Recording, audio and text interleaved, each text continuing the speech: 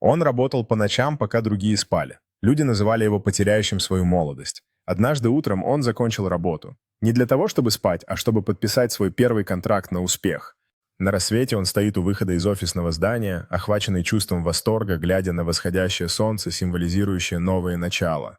Его друзья собрались в кафе, выглядят удивленными и впечатленными, когда он делится новостью о своем контракте, их лица озаряются энтузиазмом.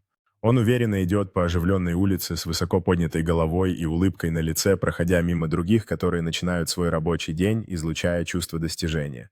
В его скромной квартире он празднует с семьей в атмосфере радости и гордости, когда они поднимают тост за его успех с бокалами искрящегося сока.